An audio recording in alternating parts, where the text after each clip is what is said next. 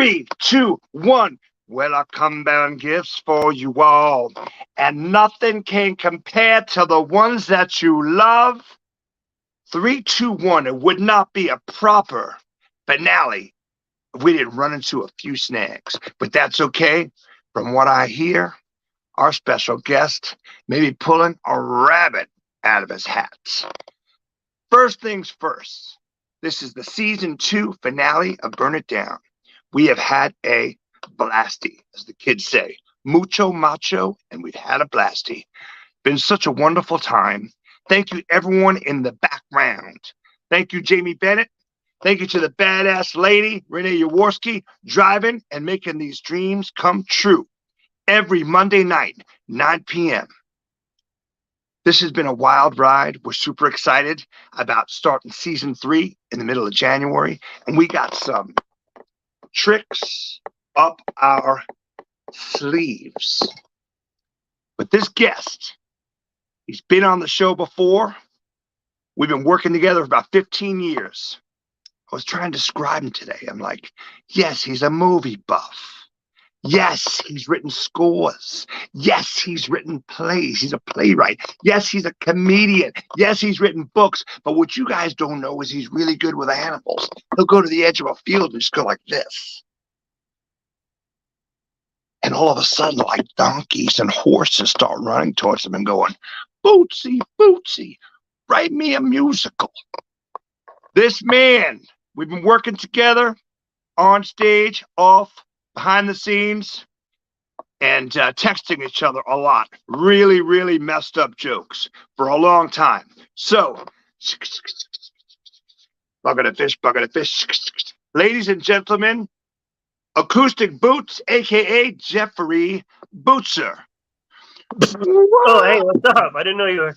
I was not getting on. I can't believe what's happening here. Oh man. So I know you've been in meetings all day. You got so much going on. I was having lunch with Jason Momoa. Sorry about that. I mean, he was telling me problems about him and Lisa Bonet. It was ridiculous. And then you text me, you're in traffic, and then you pick up somebody on the way. What's going on? I guess it's Bosco. Bosco, yes, I met Bosco once before. We had a late night. He's friends with a celebrity. He's friends with Alf, and he's got a crush on Andy McDowell. He likes Harry Belafonte music. He likes bananas. That's about it. So he's a man. He's a man like us. He likes a woman who's beautiful with a good sense of humor, who doesn't need to wear too much makeup, and once in a while has no problem saying the F word, because we're big fans of that. No. How you doing, my friend? The first movie I saw had Andy McDowell in it. It was Greystoke. That's the first movie I ever saw. I'm doing all right, man. I was in traffic, and I had to get some McDonald's French fries for my vegetarian son. And now I'm here, and I've been looking forward to talking to you all day. And living it up. I know, me too. I've been looking forward to it all day too. Fortunately for me, I wasn't in traffic. I came home and did a BLT show on the sister channel. Come on to my house. It was a blast. Tony Carollo, Lars Nagel, we're having a great time resurrecting this BLT show, and we are just killing it, man. It's just a great way to end the year. But I was like, who do I want to have on my finale? And then I was thinking, man, this is a big anniversary for you. And not to mention, you and I have some unfinished business, you know? Yeah, I sure do. I don't know, do we? Yeah, we still haven't worked out that fight we got into about whether Shelley Long or Christy Alley is the better star of Cheers, and I swear it's Shelley Long, but you think it's Christy Alley and whatever. Well, but since then it's changed. You know, I'm a Shelley Long fan now. Christy Alley went a little too crazy for me, and I can't help it. I can't separate the artists from their life, and she's a little too nutty for me. Like Shelley Long is like what I like to call nerdy, messed up, weirdo, nerd girl hot. You know what I mean? That's You the know, so that biggest doesn't fight get we on my ever nerves. got in. Kirstie Alley got a little too crazy for me. I'm sorry. I don't even want to use that word because it's not right, but I just can't be hanging with it. No. But I think that's the biggest argument we've ever gotten into. We didn't speak for about a month. It was at the Earl fighting, and Henry Owens got in between us, and I left in a huff. And I mean, I feel really strongly about the work of Shelley Long, but I'm glad you punched my pocket, and I had these moon pies that I was saving all day in my pockets, and you crushed my moon pies, and you crushed my heart. And then it reminded me of a time. It reminded me of a time when we were in New York City, in Chinatown. Yes. Ended up in a Peruvian bar smoking hookahs, and you stole this old lady's Chinese slippers. I couldn't believe it. Oh no! Hey, I'm sorry. I'm sorry. My wife just came in. This is not a joke. Kirstie Alley just died. It's so weird. Yeah, my wife just came in to tell me that because she's watching the show. So now I feel well, it's a proper finale. Well, now I feel horrible. Are you serious? Are you serious? Yeah. Okay, Google. Is Kirstie Alley alive or dead? Kirstie Alley died on December 5th. Did you hear that? Yes. My thing just said, she just died. We were just joking. Yeah, we were joking, and we certainly weren't manifesting that. I feel horrible now because I have nothing but love and positivity in my life, and no one deserves to go. So I am very, very, very sorry. I can't help but laugh because we don't plan anything. Like, you didn't tell me anything all day what we were going to talk about, and this is so messed up. This has been my whole life. I haven't looked at the news.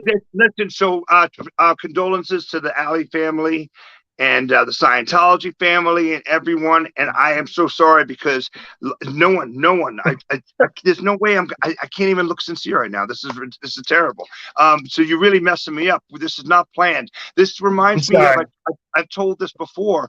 We were playing a gay truck stop in the 90s, Rent Boys were, and I was being self-deprecating, talking bad about myself, and there was no one there. You know, it's a gay truck stop, you know, so it was like 2 gay guys, a girl, and like 16 truckers or whatever, like that, like 30 people. So I go, there's 30 people here tonight, and 29 is the good looking, meaning I'm the ugly one. And some big lady in like zebra pants, like tight zebra pants, she goes, no! And she just started crying and ran out of the truck stop. She thought I was talking about her. Terrible. Oh man, that reminds me of you can't win. You can't win.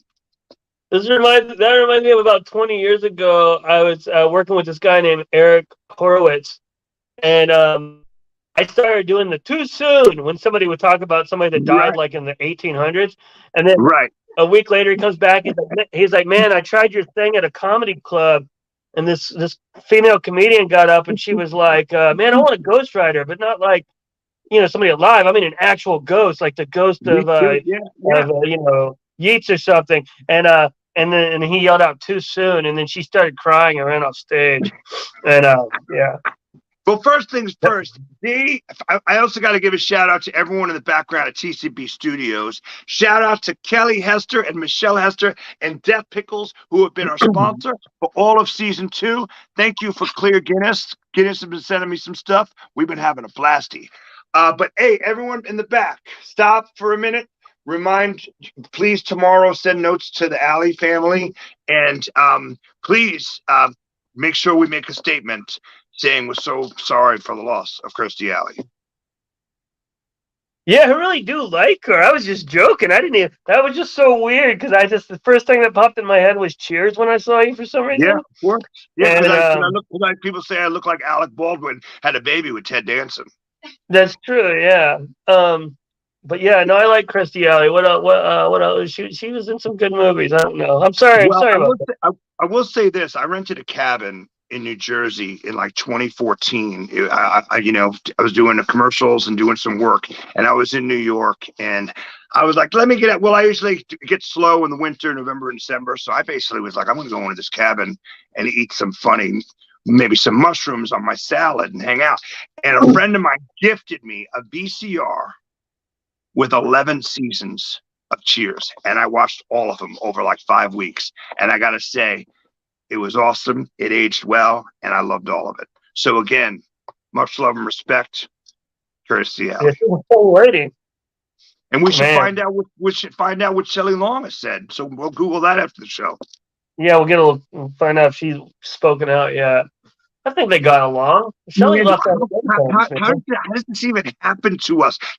This is why you and I are like you're famous in I kind of wrote a thing about you saying that once in a while you wake up and you think you're Filipino, because you think you're Filipino sometimes, and you're famous in the Philippines. Yeah. And I've heard that I have fans in Münster, Germany, which is a town of 90 people with 2 bad Mexican restaurants. But supposedly 60 of the people there are fans of mine. It's like, that's why everything we do, it's like, I talk about this all the time. It's like, I wanted a pair of Pro Keds growing up, and my dad got me a pair of Pro Cons. The family finally got a Cadillac in it with brown. Like nothing works, nothing is completely right. Oh man. Yeah. You cut out a little bit, but I caught that last one. That was a good one. Yeah, what the brown Cadillac? I wish it was just a joke, But those too soon jokes are great. Like for instance, I heard somebody say a joke in 2002 that probably was too soon. I know what it is. Go ahead. I'm not going to say it like that. But anyway, so man, congratulations. How many years is this? 15 years hanging out with Snoopy and the crew? Yeah, it's our 15th anniversary, and TT and I, we're the 2 remaining members. Hang on a second. Oh, yeah. Oh, boy, here we go. Oh, okay, looking good.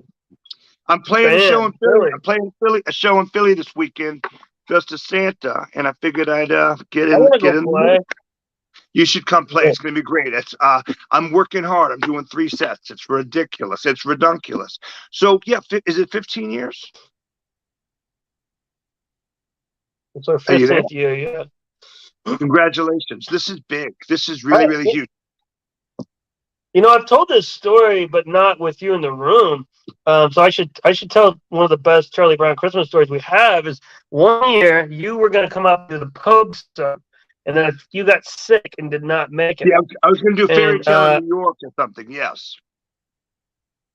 Mm-hmm. Yeah, one of the best. And so you're like me. We put it all out on the table. So we told the audience, we were like, we were going to do this Pogue song, but Tom Cheshire didn't show up, and people were like, oh, we missed Tom Cheshire because everybody loves you in Atlanta.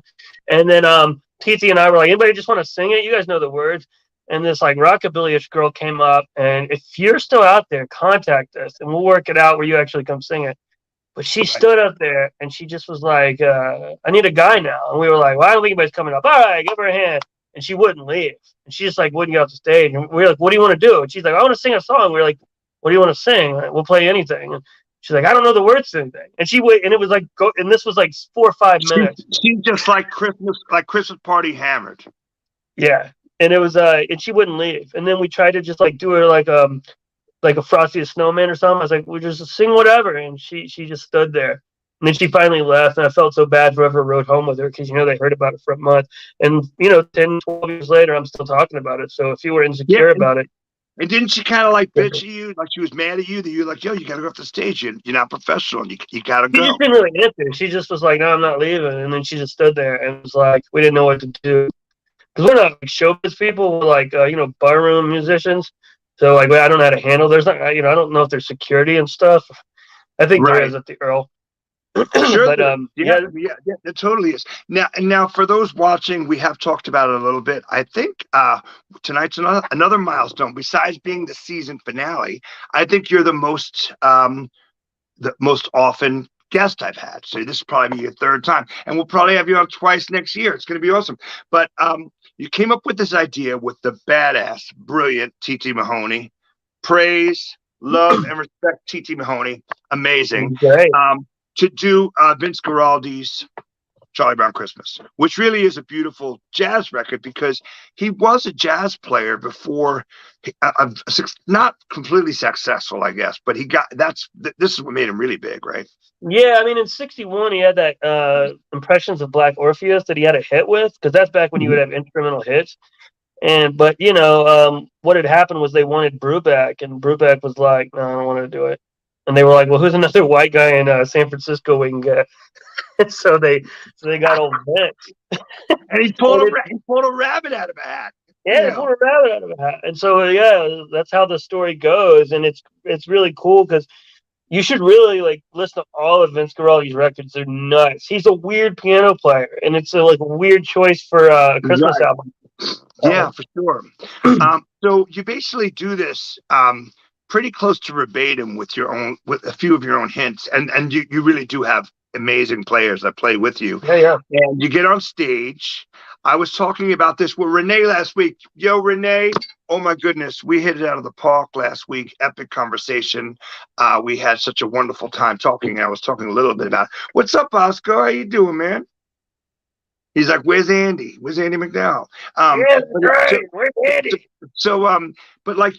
But you guys do it, and it's people who don't want to lose their childlike ways. It's just something about it that gives us and puts us in this wonderful sentimental mood. Because last year we went, me, Dee, and Cassie, we had a blast. We got on stage and sang with you, and danced, and it's like, I mean, just seeing 50-year-old couples wearing like matching Snoopy and Charlie Brown, the gang, Christmas sweaters with lights glowing up trees connected to each other and stuff. I'm like, what do you do when you gotta go to the restroom? Like, absolutely insane. But they love it, and it's just grown because it started out with one night, and now you're doing 3 nights at the Earl, the 15th, 16th, and 17th. The 18th at Waller's, which is Bucket of Fish. The 19th at Waller's. And then that's kid friendly. Yeah. And then limited on space, but if you go now, you can get some tickets over at Waller's, or go to my Facebook and you'll find a bunch of links. But and we're doing Woodstock, Georgia. That's all ages on the 13th, like a Monday. Look at you rolling the dice there. I'm rolling the dice, but I told you anything could happen tonight. Anything could happen. It's terrible. I think you're gonna sing a song with us, probably.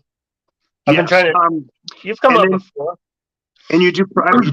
You're doing some private parties as well. You told me. We did that already. Yeah, we played at this fancy restaurant. They gave me a steak and stuff. It was real nice. It's cool. They're like really great people. It's this company, and they like ask us to do it, and it's always fun.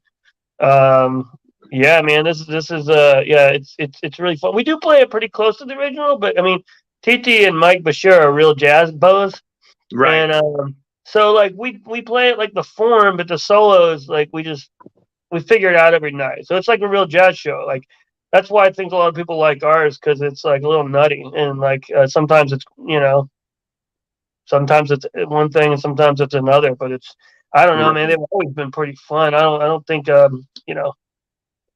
ever gone too badly. We have Shane Pringle. He's going to sit in on sax at the end, and the Frigidaires. So the Frigidaires are doing the Ventures album. And we're doing Charlie Brown, and then everybody's getting on stage and doing like half of the Phil Spector album. Wow. That's how we go out. You always come out with these big surprises. I'm letting you people know, if you're in Atlanta, if you haven't gotten tickets yet, you need to do this because they're going like hot cakes. And I think I may get up and do some dance moves and maybe sing a song. We'll talk about it. Yeah, I think Friday and Saturday are pretty much done. There's about 10 tickets left. But Thursday at the Earl, go ahead and get them now. And then, you're doing Thursday, Friday, Saturday, Sunday at the Earl?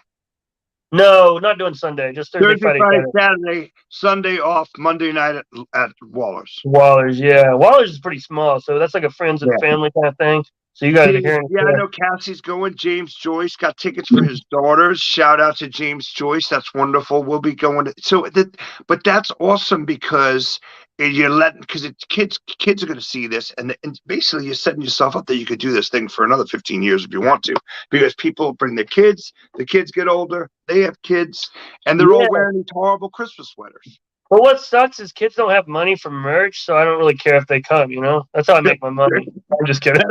That's true. And listen, most kids these days, let's be honest, kind of suck. I mean, the music they listen to is horrible. You know what I'm saying? They got no sense of humor. Yeah, kids are all right. My kids Yeah. are gonna be there. They're pretty nice. No, I Your like kids kids are even pretty if they don't have cool. any money. You just had one of yours just had a birthday. Happy birthday, Yeah, man, old Francis. Francis. I hung out with Francis not too long ago, and I was like, "Hey, what's going on? You remember me?" He goes, "Yeah." He goes, "You don't impress me." Oh man. No, but he's a great skater, and they're young artists and artisans coming into their own, figuring out their own stuff. And you and your wife have done a pretty magnificent job in raising Thanks. these two weirdos. Good for you. Yeah, they're weird. Felix is my 10-year-old writing a screenplay about these people in a donut shop fighting over whether they should go to Mars or not. It's pretty good.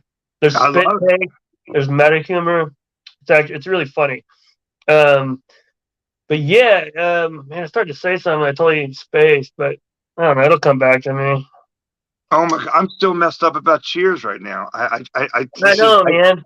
It's just really insane because they talk about it in life when you have let's just say an addictive personality.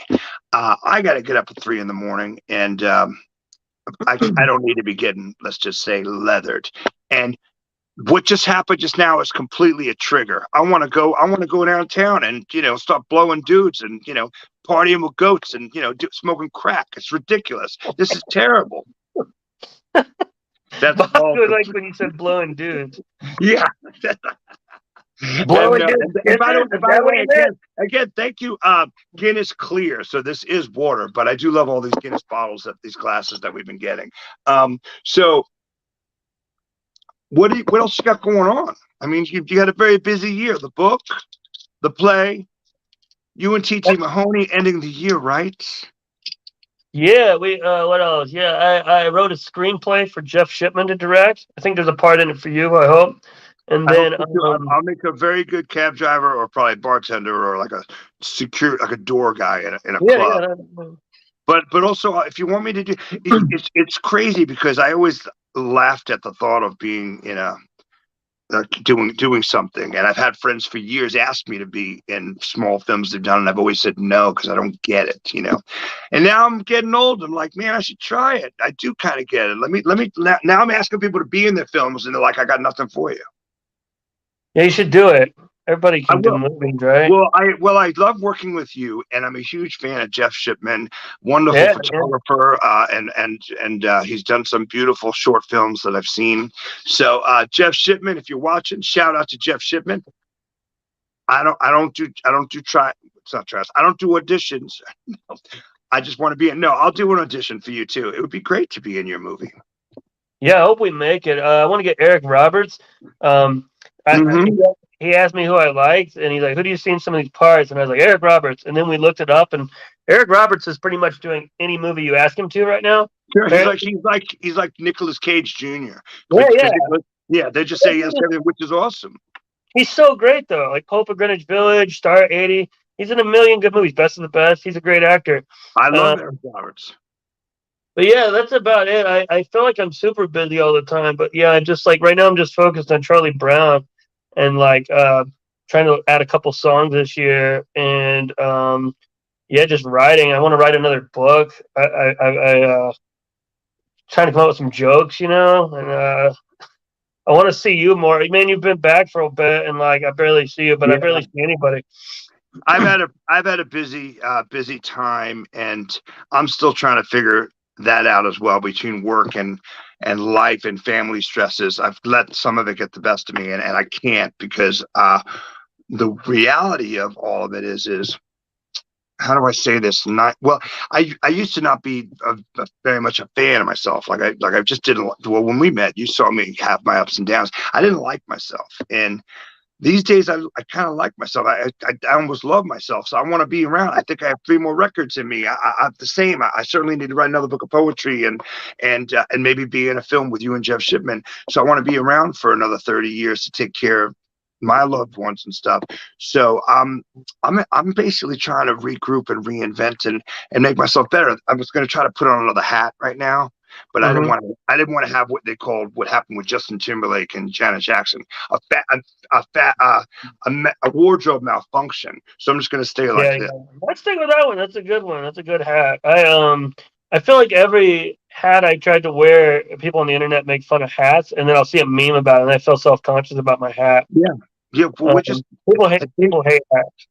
I think when you get into the business, and I don't mean business like money making, but when you get into this thing in your life where you say you're going to write or paint or perform and be an artist, you automatically are insecure out straight out the box. It's like it's a hip hop term. Straight out the box, you're insecure. And then you throw a couple of other things on top of there, like, you know, you got beat up a lot as a kid or whatever. And the minute you put on that hat, you know, like one of those dunce caps or something, I feel like I'm wearing a dunce cap. You know, you just walk around and you're embarrassed the whole time. Yeah. I made an album called Dunce Cap. It was on my early 4-track recordings when I would like go to a faucet and run water and then like record the news and speed it up, and I do these soundscape things. And then I was going through my 4-tracks and I mixed them all down and I called it Dunce Cap because I think Dunce Caps are pretty hilarious. Right. We need to get together and play some of our early stuff because my brother and I had a noise band in New York, and it was called Urination. And the album was called Sounds from the Kitchen, and us playing pots and pans and probably him peeing in the toilet. Shout out Tom Cheshire. And then also like pots and pans were the percussive noises, the faucet going on. But then he was like, we need to change the name of the band and do a sequel. And so this next album was called Condemnation, and the album was called Urination 2. That's good. Yeah. we made tapes and we couldn't even give them away. It was ridiculous. Oh man. So I'm going to tell you a joke that Lars Nagel told me 15 minutes ago. That this is kind of a clean joke that I could tell you. And he goes. I'm at the doctor's the other day, you know, and I'm feeling insecure. And this could be for any of us. I was at the doctor's the other day. It's the worst. Who wants people, strangers touching them, whatever? It's like, I'm at the doctor's the other day. And the doctor goes, listen, buddy, the older you get, the less privacy you get. Now drop them. So drops his pants like this. And Lars goes, and that was my eye doctor. I feel like this episode, I had so much going on. You've been in traffic, you're stuck. Poor Kirstie Alley. I feel like this is like the last Seinfeld. I'm losing my mind right now. I'm losing you and Bosco. No, Bosco's all right. He's about to have a banana and go to bed. Oh, he's out of here. Look at him. He can't.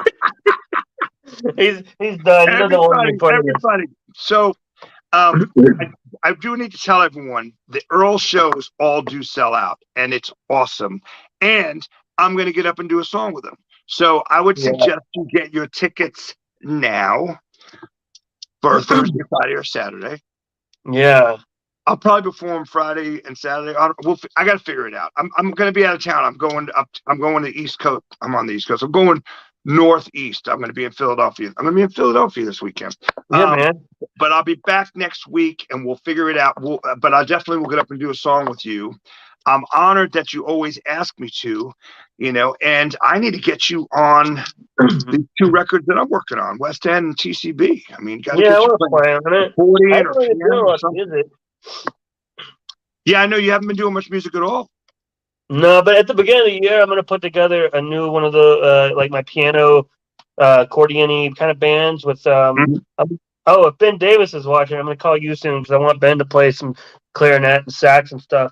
But Ben Davis played with me the other night. TCB absolutely slayed it. I'm sorry, I just got to say it. We killed it, and everyone calls him the special sauce. Like when he's up there with me, he just kills it. He's the special sauce. He's John Coltrane and Jimi Hendrix up there. Like you know, at some point you close your eyes and you think he's wailing on a guitar in your face, like right next to your cheeks. Yeah, except he's white. You said Coltrane and Jimi Hendrix, right?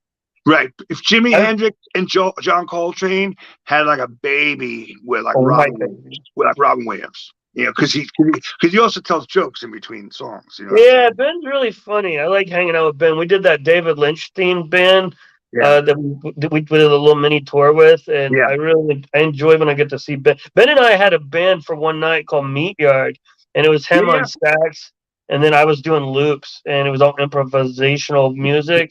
He's the most professional person I've ever played with. And so funny. So he started playing with us, and he certainly was like this old classic jazz guy. So he would have a few whiskeys after a show, and then he stopped drinking completely, and he was still going on the road with Western Hotel. And I was like, I gotta ask you, why do you do it? Like, why do you come out with us? And he's like, man, I like you and I love your songs, and you guys are great guys. I like playing with you. And I'm like, but these guys are so disgusting and such a mess, and so dysfunctional like that. He goes, I love it. And snap. So we played a show in Nashville, and it was awesome. Well, let's just say Ben Thrower and I missed breakfast, and we went to a rooftop party and never made it to breakfast the next morning. But I heard secondhand, Vegas, Nashville, they call it Nash Vegas, and basically they're having breakfast, and there's this like cowgirl with a jean shirt on. She's like, how y'all doing? Yeah, y'all look like you're in a band. And she's rapping and singing a bad country song, and she like sits in Ben Davis's lap. She goes, y'all look like you're a band. And he's like, yeah, we are. And this is about to show you how funny he is.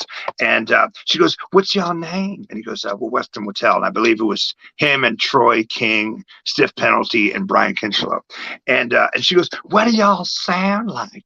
And he stops, and Brian Kinchlow says, he just looks down, and he goes, like a very, very irresponsible Bruce Springsteen.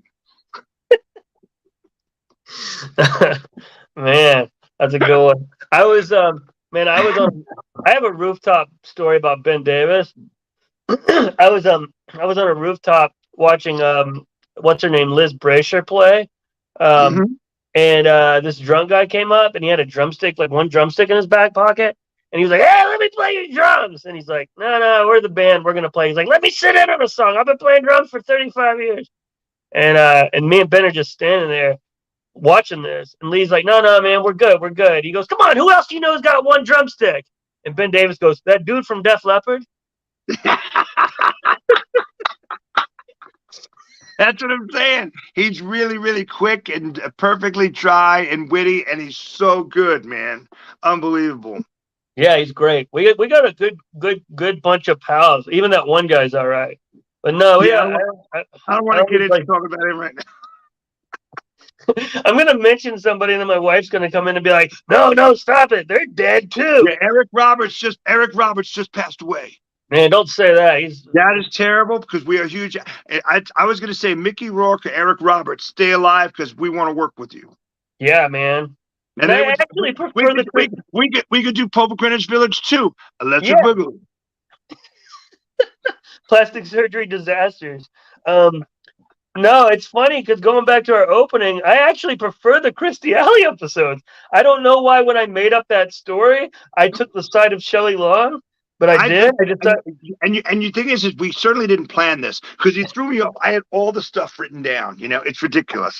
I feel like this might be the end of the show. We're not coming back in January. I broke my last episode of my show. I made a remark that I thought was okay. And then it turns out it was offensive. And I told Renee to pull it, never talk to me again, never show me again. You almost got yourself canceled. We gotta be very careful these days. Yeah, it's all right. What are you gonna do? Well, I basically was posting pictures of Nick Cave all week saying it was you hanging out with Fred Armisen, and I got people yelling at me, that's not cool. And I go, what's not cool? It's a joke. Yeah. But now that we're on the subject, I don't think Nick Cave's put out a good album since 2001. But sorry about that. It's like, I cover his music. I love him.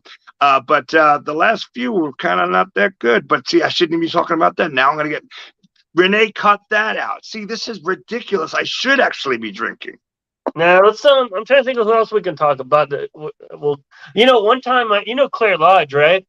Well, I was going to say I met Claire Lodge in a supermarket on Buford Highway, and her and I, she wants to do a couple of songs with me, and I'd be honored. But the funny thing is I know there's been the drama of like your relationship with her. We know you're a happily married man. No, but like, if she's real or whatever. And then I saw a picture of you guys recently, and I think I posted. I go, see, it is real. It's all happening. I just don't really talk to her much anymore, but we'll work it out eventually. But see, yeah, you want to know something? I only met her for about 20 minutes, but we hit it off really well. she would hit it off really well with Renée Yaworsky. They're both these magical women that, I mean, Claire Lodge has fans all over, Warsaw, and and like fans in like Beirut, and these weird chess champions in England, and Renée is that way. She's a magical person and has these huge fans all over the place. And I'm kind of thinking, yes, Renée's a legend. Thank you, Renée. I'm kind of thinking that if I do I got to get these songs done with Claire at some point. I know you and I are supposed to do something, but we need to get just Claire and Renée in the studio. Yeah. See, this is good. Now we're making plans for next year. This is good. We're going to make an album called Renée Lodge. No, Claire Yaworsky. Sounds good. I got to say this before I forget, though. The reason I brought up Claire, you were talking about Nick Cave, right? Yes. So Nick Cave posted that he was releasing some new thing, because every 5 minutes he's releasing something. It was like baby booties or right, yeah. And she commented on there, and Claire was like making fun of him. She's like, "Man, are you hard up or something? Like, you release a new, blah blah blah." She kind of made fun of him. She's like, "Why don't you make us, want something from you? Like, instead of putting out an album every 5 minutes." And Amanda Palmer from the Dresden Dolls jumped down her throat. Do you remember that? I did, and listen, I'm a bigger fan of Claire than Amanda's. Amanda's a strange girl, but this is a positive show. I don't want to be talking bad about anybody. But the thing is what I like about Claire is she backs it up. A $1.05? She's this tiny thing, but she's a fighter, and she's witty and sarcastic in a good way, and she hates the right things. Yeah. There's a Bible lyric that says, "Beware he who thinks he is standing, because he might fall," or something like that. But it's basically saying, it's saying don't be cocky. You know what I'm saying? Yeah. But Nick Cave's great. Hey, listen, I sang a Ship Song at an Indian wedding 2 weeks ago. You sang Ship Song at my wife's baby shower too. I sang Ship Song at your wife's baby shower. That's right. Yeah. And I think I threw a couple of curse words in there, which I shouldn't have done. Sorry about that. That's all right. I'm not good at weddings or baby showers, like toasts and stuff. I'm the guy who throws in a couple curse words and toasts, and I'm little by little they're pushing me away. They're like, don't let. I was at a wedding a few weeks ago. One of my best friends. It was his second marriage. I got the microphone, and I was like, "Listen, I really hope this one works out." Yeah. You were like, "I'll be your best man at your divorce." Now who's got a cigar? Yeah, he said, "I'll be your best man at your divorce too." Right. Have you met Nick Cave before? I have not met him, but I at one time when I was a bigger deal than I am, and I had a lawyer. I've heard he knows who I am, and he's a fan. He's a fan of the first couple of Western Hotel records. So technically, he knows who you are because you played on him. So I had heard through the great, and now I met Jim Jarmusch, who looks just like Nick Cave. With white hair, you know that. But no, I've heard that Nick Cave. Man, this show is horrible tonight. This is ridiculous. I've heard that he liked the first Western Motel record, which you're all over.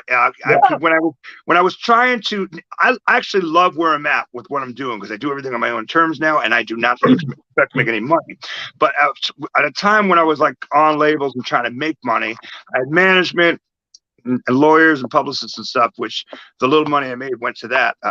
But I had heard from maybe one of his people, they gave him records every year. He probably just gets records from cool bands like me or you, whatever, and the Don't Shiver You're a Winner was one of them, and he was like, "Oh man, I like this guy's voice," which is funny because I've had friends of mine like Jason Morrow, who's in Whiskey Gentry, him and his wife Lauren Morrow, the wonderful people. I guess he doesn't really know much in the cable. He was like in Amsterdam. He was in Amsterdam playing a show, and he heard the song playing, and he was like, "Dude, I'm listening to you right now in this bar in Amsterdam." And I was like, "I doubt it." And then he asked the bartender, and he goes, "Who is this?" And the guy was, "It's Nick Cave." So I guess vocally I've gone there before. It's a natural. He inspired me, and somehow I actually started singing like him a little bit. I think "She's on Fire" is your most Nick Cave-ish song, and it's a great song. Wow. Thank you so much. Yeah, and you're on it. I wrote that on the L Train in 2008, I believe. in New York City, and it was just being funny. I think I had left my wallet at my brother's house. Good move. And we went to this like nice place called like the Thirsty Nickel, empty pockets, like a really nice expensive pub. And did you buy the drinks? I'll provide the train fare. That's a great song. You pick up the $80 tab, and I'll pay for your $4 train ride. I'm planning on recording that of some version. I'll have to get a hold of Warner Brothers and I would be so honored. We'll put it in the Jeff Shipman movie. Yeah, we need to have you back. We need to have you back and talk about that. I have a feeling you're just going to be the guest that I have every 6 weeks or so, because it's so much fun. I'm going to go criticize the hell out of myself and rewatch this. We really do want to give our love to the Hollywood community and the Cheers family and the Alley family. Great. Yeah, I mean, I there's no way I could sound sincere right now, and I'm trying to be sincere. We've actually talked about how much we like Christy Alley at the Earl. There was no argument. We don't like Shelley Long or Christy Alley. The moon pie was true. I did smush a moon pie, but we weren't really mad at each other. Right. But you always have a moon pie in your pocket. And then you started insulting, what's his name? John Travolta, because they're Scientologists, and they boosted the for a minute. And then she was like, next thing you know, you're going to be in Look Who's Talking 3. And I was like, listen, I didn't do it. I didn't do it. Man, we'll turn this around. I'll say something nice about. I was going to tell you something nice about Nick Cave. When you're early on in your career, whatever you want to call it, it's not a career. I don't have a career, but when you're early on in your development of wanting to be an artist and trying to figure out who you are, I remember going to see Nick Cave, and I thought it was really cool because he messed up and he just started over, and I was like, "Oh, you can do that." Yeah, no, I actually listen. I'll say this when I say this about Jeff Tweedy as well, because there's like 100 Wilco songs that I don't like, but there's 20 that absolutely slay me. So Nick Cave has 20 songs that absolutely stab me and make me cry, and that I wish I wrote. And I've seen only 3 artists this many times. I've seen Depeche Mode, Beastie Boys since I was a kid, because I'm from New York, and they were my Sex Pistols, and Nick Cave. I've seen each of them 9 times. Jeez. And the last time I saw Nick Cave was in 2013 or something in New York City, and he absolutely slayed it. And I was like, man, I'm fine. I don't need to see him again. I mean, it was that wonderful. I mean, he's like he's the world's best rapper on stage. I mean, he's just like commanding the stage. He's rapping, he's screaming, he's certainly screaming obscenities, but like to a beat. And the band was phenomenal. And I've even said this before, like whether it was Missy and Leonard Cohen or Tom Waits, Greg Dooley from Afghan Wigs, certainly Nick Cave. Like when I go to those shows and I'm on a date, I'm wearing a tight suit and looking badass. Like they're like, you want to go get a drink? And I'm like, I have maybe 1 glass of red wine and sip it. I'm taking notes. That's me going to Frontman College. And he's the best. We turned it around. That's awesome. Yeah, no, he's great. And then I met him the first time. I saw him. The second time I saw him in 2002. In my opinion, the best era, because it was Blixa, Mick Harvey. Yeah, I saw the one at the Tabernacle too around that time. Yeah, that one. That was incredible. And phenomenal. I met him out back, and all I said to him, he was like, he had all these like girls dressed like witches, getting him to like bless holy water and be weird. And I walked up and I had his book, and I was like, "Hey man, it's a great show." And he was like, "Oh, thanks." The Ass Saw the Angel or the Bunny book? I've got them both signed, but that was the Ass Saw the Angel. The Bunny book hadn't come out.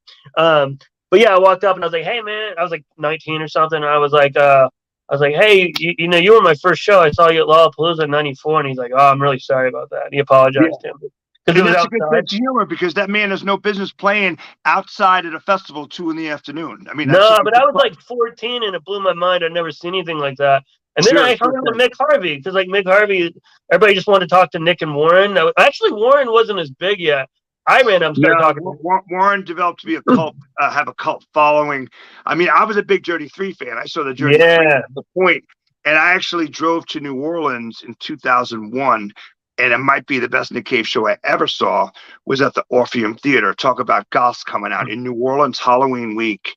And it was brilliant. And it wasn't him in the bad seats. It was him on piano and the Dirty 3 backing him up. So it was a drummer, a bass player, and Warren playing. Warren playing violin half the time, and then Warren was on the pit. Warren was drinking back then, and he had like Heinekens around him with candles, and basically half the time he was playing the violin like it was a guitar. It was heavy metal. It was like going to see almost a no wave show. It was brilliant, you know. The drummer for Dirty Three is Jim White, who is one of the absolute greatest drummers on this planet. He's played with Will Oldham, Cat Power, you name it. And he's like 7 foot. He's like a Nephilim that came down from heaven and raped a bunch of little kids. He's like 7'11". It's like he's insane. He's not. He's like 6'7", I think. You're talking about the Bad Seeds drummer. I'm talking about Dirty Three drummer. Oh yeah, no, that's Jim White. Yeah, Jim White's like 5'5". But no, he's like 4 foot. He's like 4'7". Yeah, 4'7". I'll be listening to like some random record, and I'll be like, "Oh, that's Jim White," and it'll be like Will Oldham or somebody. You can tell his drumming the second you hear it. Yeah. So no, that dude's great too. That's Jim Scalva, novelist. That's right. They're both Jim. Yes, they're both fantastic drummers. But I met him on accident. Well. I came to see his band, the Gunga Din, and I just like walked in, and he was like, "Hey man, what's up?" And I was like, "Hey," and he just like, "Coming to the show or something?" And I was like, yeah. And he started talking my head off, and I had no idea who he was.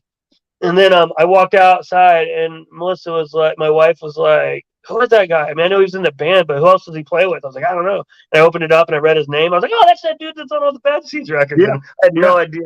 Because at that point, there weren't pictures of him in the Bad Seeds album. His name was just listed. And I had no idea. And he was super cool. He's good friends with Buffy from Atlanta. Like, I know they're friends. I think. Subsonic's crew, yeah, for sure. That's probably my favorite Atlanta rock and roll band, man. Subsonics. Phenomenal band. Epic. First time I saw you, we've always told this story, but I think I saw you with maybe Subsonics for Bustos and the Hate Bombs, maybe something like that. It was like one of those like long 5-man bills. Yeah, Rent Boys, yeah. And we've been doing these Rent Boys reunions. It's been a lot of fun. We haven't played in 20 years. It's been a great time, man. You know, really fun.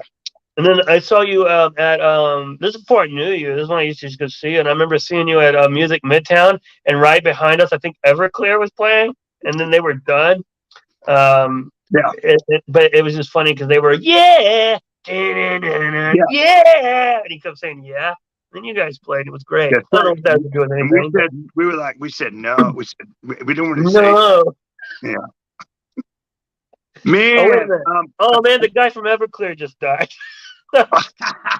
Oh, actually, this is a very funny story. So Mike Bruce, lovely man. Shout out Mike Bruce, Chicago, the guitarist who wears the couch cap, Rent Boys, and nicest dude ever. Anyway, I absolutely love him, and he hadn't played with us in years, and he is the sweetest, most awesome dude. Like heart of gold, he's hysterical. But anyway, in the 90s, he went and tried to buy an Everclear record. And he goes, man, I went and bought that new Everclear record. And I go, what? Yeah. He goes, I can't believe how much rap is on it. And he didn't know he bought the Everlast record. Everlast. Man. Oh my gosh, Whitey Ford plays the blues. Man, I feel like there was so much more I wanted to talk to you about. And I know we started late, but we're still going over. Roy will be proud of us. But I also got to have respect for our viewers and for Renée Yaworsky. With all sincerity, I need to say this, and I'm just going to know that we are a tandem bicycle. And Jeffrey agrees with me in everything I say.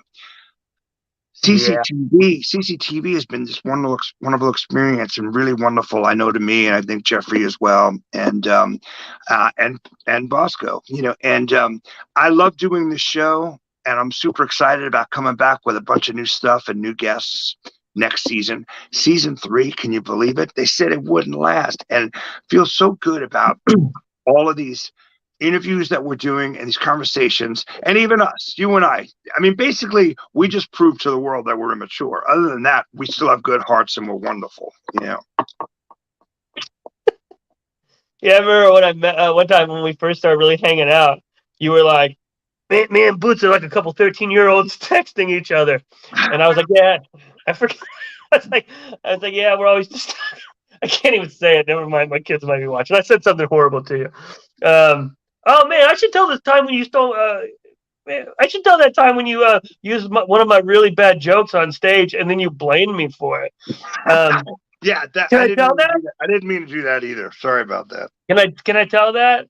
Sure, please do. We were playing Dragon. Keep it PG-13.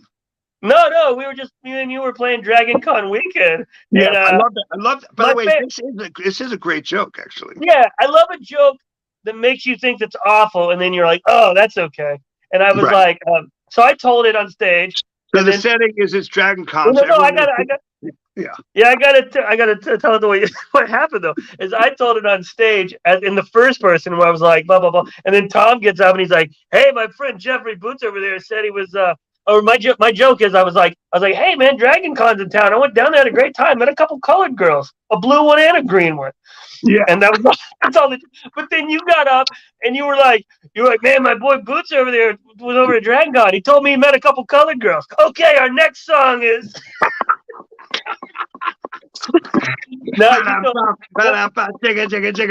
man. I listen. It's been an honor and a privilege. It's better, I think, when I am so sorry, but no, I owned up to it later. Are you kidding me? But it's really, really funny, and it just shows you need to say everything through because, yeah, I made us all look really bad for a minute. Yeah, that's all right. I think everybody forgot about it. It's the internet. Everybody's it's pre-internet, so we're good. I should have talked to you earlier and planned some stuff, but I think it's funnier when we don't. No, I absolutely love it. Again, shout out to the Hollywood community, and I'm gonna put on that song where everyone knows your name. Yeah. I take a cold shower. I gotta wake up in 20 minutes. This is ridiculous. I absolutely adore working with you. We are so overdue to put something on pen or paper. Bosco knows the deal. Make me a cab driver. Give me 2 lines. Take an order in a bar in the Jeff Shipping movie. Or if you get Eric Roberts and you need a co-star and you really want me to go toe to toes with Eric, I'll do it. I'm not good at remembering lines, but I can do it. I just need stuff written down on pieces of paper on the floor, and I could just look down. I'll be good. So my new script was actually inspired by something I was writing for you, but I tossed it aside because it didn't go anywhere. And I always have these like little notes that, like, not literally, but like all these notes in like in my head and on paper of like, okay, I'll just use a bunch of these and make a script. And I had this vision of you waking up in a ditch behind a gas station that's just been robbed, and like you wake up and you hold up your hand and it's covered in blood and there's money glued to your hand that you can't pull off. And that's the beginning. That's the beginning of the movie I wrote. And hopefully it's going to be very good. I think that's happened before, but it was like $50 and like nickels and stuff. But yeah, like stuck in holes. So I had this idea for almost like a Gummo style movie, because I think if I wanted to do, I told Jeff, I was like, not that I don't think you can memorize lines, but I think if we just filmed you. Let me just freestyle it. Well, Larry David meets Werner Herzog meets Eric Roberts. Yes. Yeah, man, it'll be now we're going somewhere. Anything you want to tell our beautiful cucumbers, our beautiful audience? Again, shout out to everyone who's been involved. This has been a wild ride and a wild year. And I'm so proud of Renee and everyone else behind the scenes at CCTV. I got 2 words for you. You're kicking ass. Everyone's doing awesome. I have a show called Day for Night. I love your show. And yeah, I don't say it on the show enough because I'm not very good at being nice to people. But she worked really hard and she makes people's dreams come true. And this is a hard job, and she's really passionate. And oh my goodness, she's amazing. She does great work. Well, listen, if you're doing another season of that, get me on there. I got a movie to talk about. Man, what movie would you want to talk about? Karate Kid with Jaden Smith, definitely. No, come on, you know me. Well, the sad thing is I probably 10 years ago would have said The Sleeper. The one with the Woody Allen movie. Yeah. Yeah. You've always told me. I You've wouldn't always do said that I'm a huge now fan out of of Woody. respect because there's just too much. You know, he's someone that 15 years ago I used to say was an influence on me, the way he wrote and how prolific he was. But I can't mention his name anymore. So scratch that. Please take this out of the interview. Man, we need to get off the screen. We need to get off the screen. I want to say this again. Renee, you're awesome. You had a joke. Tell me. All right. Is that it? No. All right. Okay. So Renee, you're awesome. All the viewers and everyone watching CCTV is awesome. Jeff, you're awesome. Your show is awesome. Everyone behind the scenes is awesome. And we're going to see you guys on season 3 of Burn It Down in the middle of January. And get ready. Don't get caught with your shoes off. Cheers, everyone. Cheers! Cheers! Cheers! Where everybody knows your name. All right. See you later.